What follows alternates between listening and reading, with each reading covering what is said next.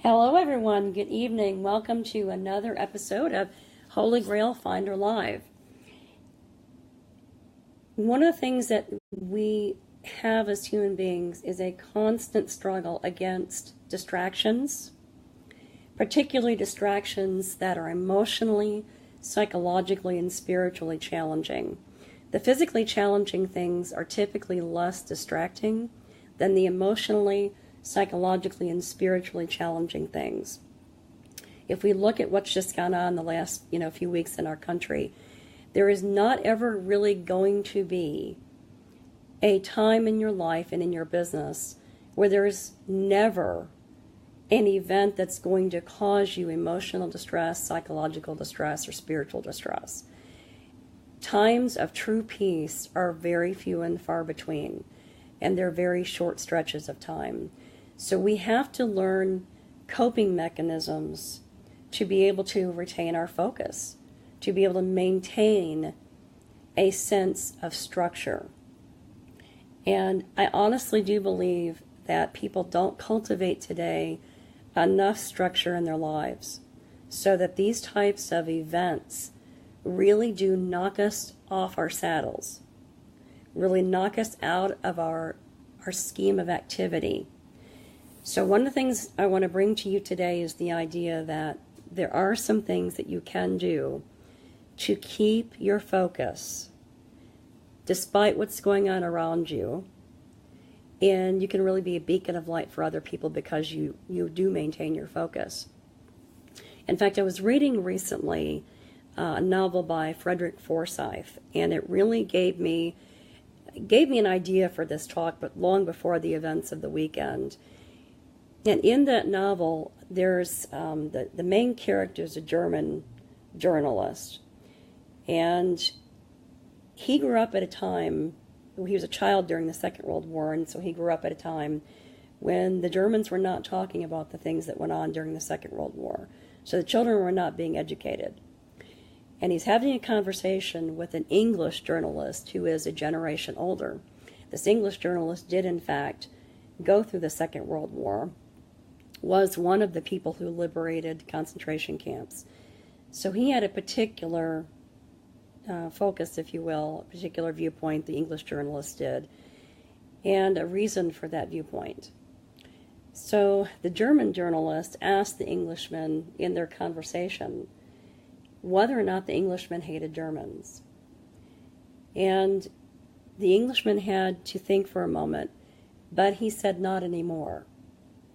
He did in the beginning, he really did. He hated all Germans in the beginning after World War II. But he went on to realize that, they were not all Nazis, like the worst of the SS. But the German journalist said,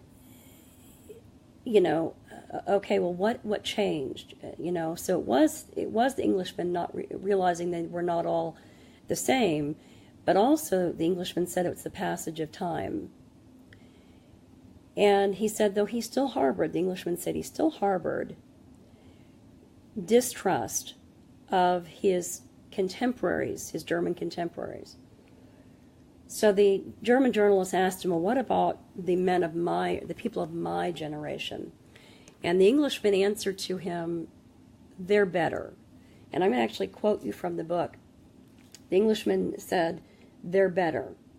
Let's face it, you have to be better.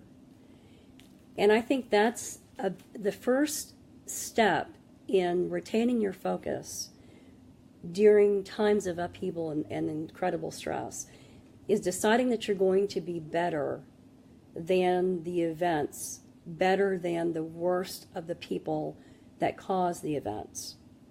And deciding that you're going to be better it's really a proactive step in yourself to get beyond the distracting focus that we tend to have, not allowing yourself to sit and watch endlessly the television coverage, because that's only going to feed a sense of distraction, and it's going to allow you to be distracted from any kind of a focus.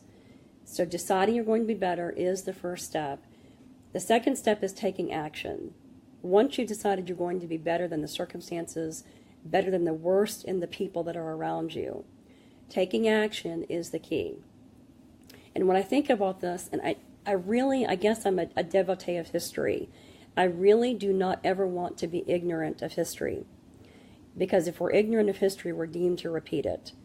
But during the Second World War, when the British were being bombed relentlessly, you would hear story after story of the British crawling out of the rubble in London to go to work.